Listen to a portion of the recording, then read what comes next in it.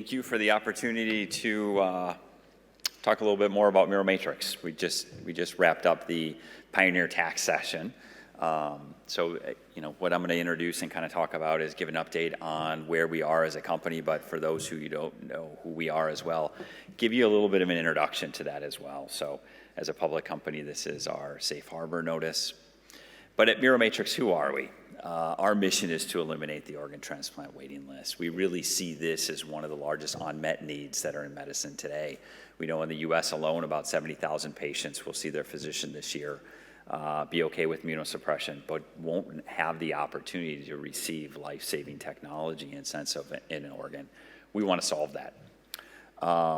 And I'll get into a little bit about how we do that, what our differentiation is inside of the space, but also talk about the pipeline, how we've sequentially de-risked our technology up to this point, and then talk a little bit about our lead asset as well, which we're at IND stage for our MIRO liver ELAP program. We got great strategic investors as well as scientific collaborations. So it's just a quick video to kind of introduce you a little bit to the technology and to the company as well. Our patented perfusion decellularization technology starts with a functional organ from a pig that would normally be discarded. Next, we remove all the organ cells by first cannulating the organ and then flushing it with a simple solution that only removes the cells, resulting in a pristine decellularized organ matrix that can be stored for over 12 months. Next, the decellularized organ is placed into a bioreactor and we initiate our patented recellularization process. During this step, human cells are introduced to the organ, and over the next 14 to 28 days, the organs are continuously monitored and perfused with the appropriate nutrients and oxygen to achieve the desired key growth parameters, resulting in a bioengineered organ. So it's kind of the high level of the process. It's exciting to talk a little bit about the tissue engineering. We hear a lot about cell therapy. We hear a lot about gene therapy and gene editing, which we just talked about as well. This kind of takes it to the next level of, how do we bring everything together to try to solve that large unmet need? What you saw in the video is, it's really comprised of two parts of our process. The first process is to remove all the cells from a scaffold. What you're left with is that existing scaffold that has all the native architecture of the organ. We already commercialized that. We actually sourced that from porcine supply. We created a surgical mesh with that, so that's already been 510(k) cleared. So we already know that we get viral clearance. We already know that we got a great safety profile because it's been transplanted into thousands of humans. The second step that you saw in there is then creating the cells or getting the cells and then seeding those onto the matrix. And it takes about 2 to 4 weeks for the maturation of that to get to a point that we start to see that whole organ function to the level that would be acceptable. If we take a step back and just look at the field as in general, what is that need out there and how is it being served today? Certainly the gold standard today is human to human. We know that it works. We know that immunosuppression is effective to be able to allow allogeneic transplant of those tissues. What we also know is the large challenge associated with that is there's just not enough. In the US alone, there'll be about 40,000 transplants this year. Like I said, there's about 115,000 patients waiting for a transplantable organ today. And that's really just the tip of the iceberg if we look at it. Another type of technology is to utilize CRISPR technology to, instead of taking the organ out, from the animal, decellularizing it and then recellularizing it would be the notion, can you just genetically edit the genome of the pig to be able to go directly into human? That xenotransplantation, last year we saw the first xenotransplanted heart into a human recipient for 60 days. What we're seeing with that field is some of the challenges is two things kind of came forward in that. One is to assure that there's no porcine virus that's carried forward. The other is to try to solve that immunosuppression. While gene editing is certainly getting it closer, it hasn't solved it. And there's a lot of experimental types of immunosuppression to even try to move that field forward. We feel that we solved both of those. As I talked about before, we've already commercialized the matrix. So porcine virus being carried forward is not an issue. We have viral clearance that we've already demonstrated. And then the other thing is we recellularize with human cells, and I'll talk in a second on specifically what human cells we use. So from that standpoint, the immunosuppression that's used today as part of transplant should be the same immunosuppression regimen that we're able to utilize. So if we look at that just real quick on the process side, the recellularization takes about 2 to 4 weeks. That's where we take that organ. Once it's decellularized, it's incredibly stable. We place that in the bioreactor. We continually perfuse it just like that organ would be inside of the body. Where do we get the cells from? Today, as our current generation, we actually source organs that weren't placed for transplant. So we work with the same OPO organ procurement organizations in the U.S. that are actually providing those to the surgical centers. If an organ isn't suitable, whether it's cuts, nicks, tears, long ischemia time, we actually source that into Miromatrix, and then we isolate out those primary cells. So we're recellularizing the scaffold with primary liver cells or primary kidney cells, but there's an expansion factor in there. For every liver that comes in, we have the capability to be able to make four liver grafts with it. With every kidney, we're currently even greater. We're at about a 1 to 8 scale today in terms of kidney. So our notion is, let's get that first product through, let's demonstrate functionality, let's save lives. And then future generations of that would be stem cell based or patient based to be able to then address the holy grail in transplant to actually alleviate the immunosuppression needs. We built out our in-house manufacturing facility. We just opened this last year, but this really gives us full control of the process. Our capability inside of our facility is about 1,000 organs a year. Last year alone, we bioengineered about 500 organs as part of our development process associated with that. I think in the last panel, we heard a lot about that of, on the forefront and stuff like that, the importance to have your own manufacturing facility to be able to really control that process as you have to address things that others in the field don't necessarily have to address yet or know to address. If we look at our development strategy and talked a little bit about this, first step was prove decellularization is effective, that we can do it, that there's no safety issues. We did that. We commercialized that product. The next product is actually our lead product right now, and that's before we go fully transplantable, we actually take our bioengineered liver and we house that outside of the patient to be able to provide liver dialysis for the patient. Acute liver failure today, there's no therapies. 25% of the patients die, 30% of the patients receive a liver transplant, and about 45% spontaneously recover. That really allows us to be able to focus on that need, help those patients, but that's also completely directional to our fully transplantable liver and kidney programs as well. Here's just another quick video that kind of just describes what MIRO ELAP is.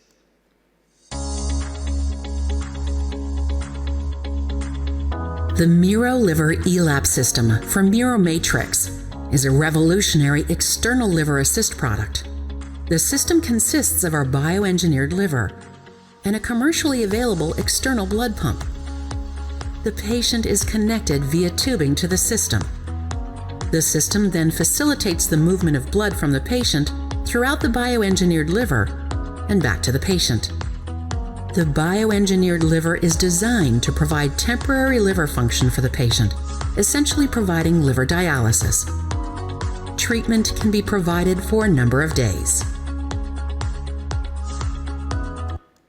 So hopefully that gives you a sense of how we're utilizing the first bioengineered organ first outside the patient before we bring that to the fully transplantable. This just gives you a sense of our pipeline. As I mentioned, our MIRO Liver ELAP is our lead asset today. We submitted our IND last November, received a clinical hold associated with that, working through that hold and plan to do that response in the second half of this year. As well as on the kidney, very active development on that front as well, where we're upcoming planning to submit our pre-IND, and then followed by that would be the IND as well. But with the technology, all the organs are possible in terms of different stages at where we're at internally. So just to go through the data real quick, what excites us about this? Certainly large opportunity within liver itself. If we look at acute liver failure alone, there's about 80,000 incidences of acute liver failure annually. These are patients, again, that there's no therapy for those patients today. About 5,000 of those patients is really that pure population that doesn't include acute on chronic or alcoholic hepatitis, which we'll be looking at in our first phase 1 clinical study. If we look at this a little bit, the first step that we had to do is it talked about how we decellularized the matrix and we're able to decellularize the liver. The first step is we need to prove that we can then revascularize that or add endothelial cells back on, and then we can transplant that back in. This is in a large animal model.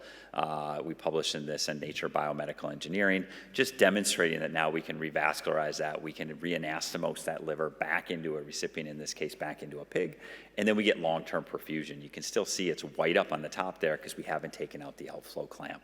Once we take off that outflow clamp, now we have complete perfusion of that graft. So we really solved the vascular challenge associated with tissue engineering. The next step is, I talked about before, we're able to isolate out those human primary cells and then be able to look at how you can recellularize it. And from that standpoint, add those cells back into the liver graft. In this case, the hepatocytes were added in with the endothelial cells. And you can see we maintain endothelial cell function, but more importantly, now we have albumin.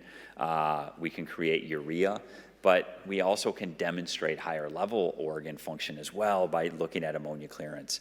The liver is the only organ in the body that can clear ammonia, so now we can do high levels of ammonia and then look at that clearance. So now on the bench, we're seeing liver function, and since then, as part of our submission, we've characterized all sorts of aspects of functionality.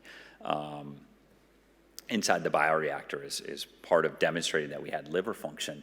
But the next step was we also took this and then we created an acute liver failure model, and we published on this as well, and essentially ligated off the native liver and then transplanted our bioengineered liver back in, and we looked at this over a course of 48 hours. And what you can see is inside the controls there, inside black, you get high levels of ammonia accumulation inside of the body, similar to an acute liver failure patient that would present. Eventually, they're going to get increased intracranial pressure, go into a coma, and eventually become deceased. What we're able to see, that same functionality that we saw on the bench, now we're seeing in vivo, right? So we're able to put this back in. That ammonia is going up in the beginning, starts to plateau, and in some cases it's coming back down. So now the functionality that we saw on the bench, we're seeing in the preclinical model. Since then, we've increased the dose on this about 5-fold compared to what we published on previously associated with this. This really sets us up nicely for our first planned human clinical study, where again, we're going to take that organ, house that external to the patient to be able to treat acute liver failure. As I mentioned before, 30% of the patients die who are presented with this, 25% receive a liver transplant. This is our ability of when that patient presents to be able to hook up to this, essentially act as liver dialysis to provide that needed therapy for the acute liver failure patients, but also demonstrate the functionality of our graft. So while this is a safety study, we'll be able to look at certainly safety and tolerability, but we're also going to be able to look at time and dose-dependent biomarker changes, ammonia clearance, and some of those other higher functionalities of the liver itself as part of this clinical study. So we're excited to move forward with that. Just real quick on the kidney, making great progress on the kidney as well. As you can imagine, there's tremendous need out there for the kidney.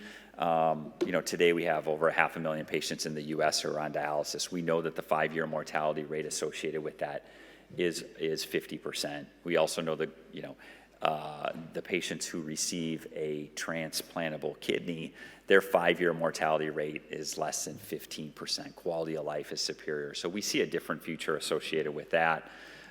Similar to what we were able to do on the liver, we've already demonstrated the ability to isolate out the appropriate cells, seed those back on, get the appropriate homing to the microenvironments there, and now start to see that functionality. We've already demonstrated long-term sustainability of the vasculature. You can see that angiogram at day 7 once we anastomose that back in, showing that we get that long-term perfusion.